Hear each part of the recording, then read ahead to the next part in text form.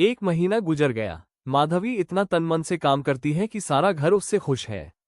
बहू जी का मिजाज बहुम ही चिड़चिड़ा है।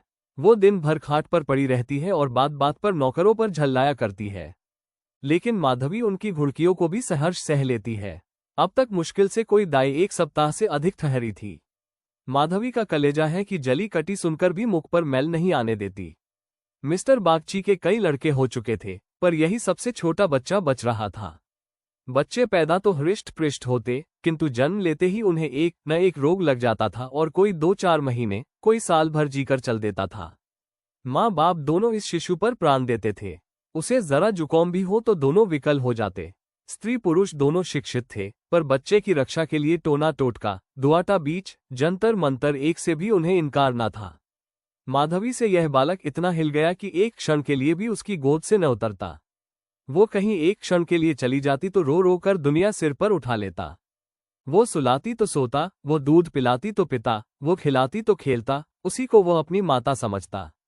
माधवी के सिवा उसके लिए संसार में कोई अपना न था। बाप को तो वो दिन भर में केवल 2 बार देखता और समझता ये कोई परदेशी आदमी है।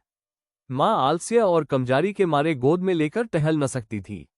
उसे वो अपनी रक्षा का भार संभालने के योग्य न समझता था, और नौकर चाकर उसे गोद में ले लेते तो इतनी बेदर्दी से कि उसके कोमल अंगों में पीड़ा होने लगती थी।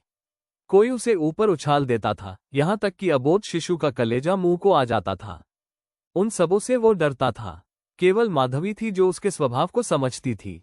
वो जानती थी कि कब क्या करने से बालक प्रसन्न होगा, इसलिए बालक को भी उससे प्रेम था। माधवी ने समझाया था, यहाँ कंचन बरसता होगा, लेकिन उसे देखकर कितना विस्मय हुआ कि बड़ी मुश्किल से महीने का खर्च पूरा पड़ता है। नौकरों से एक एक पैसे का हिसाब लिया जाता था और बहुधा आवश्यक वस्तुएं भी टाल दी जाती थीं। एक दिन माधवी ने कहा, बच्चे के लिए कोई तेज गाड़ी क्यों नहीं मंगवा देती? गोद में उसकी बाढ़ मारी जाती है। मिसेज बागजी ने कुठित होकर कहा, कहाँ से मंगवा दूं? कम से कम 50-60 रुपये में आएगी। इतने रुपये कहाँ है? माधवी, मलकिन, आप भी ऐसा कहती है। मिसेज बगची झूठ नहीं कहती। बाबूजी की पहली स्त्री से 5 लड़कियां और है। सब इस समय इलाहाबाद के एक स्कूल में पढ़ रही है। बड़ी की उम्र 15-16 वर्ष से कम न होगी। आधा वेतन तो उधार ही चला जाता है। फिर उनकी शादी की भी तो फिक्र है। पांचों के विवाह में कम से कम 25,000 लगेंगे। इतने रुपए कहाँ से आएंगे? मैं चिंता के मारे मरी जाती हूँ। मुझे कोई दूसरी बीमारी नहीं है, केवल चिंता का रोग है। माधवी, घूस भी तो मिलती है। मिसेज बागची, बूढ़ी, ऐसी कमाई में बरकत नहीं होती। यही क्यों, सच पूछो तो इसी घूस ने हमारी ये दुर्गति कर रखी है। क्या जाने औरों को कैसे हजम होती है। यहाँ तो जब ऐसे रुपए आते हैं तो कोई न कोई नुकसान भी अवश्य हो जाता है। एक आता है तो 2 लेकर जाता है। बार बार मना करती हूँ, हराम की कौड़ी घर में न लाया करो, लेकिन मेरी कौन सुनता है। बात यह थी कि माधवी को बालक से स्नेह होता जाता था। उसके अमंगल की कल्पना भी वो न कर सकती थी। वो अब उसी की नींद सोती और उसी की नींद जागती थी।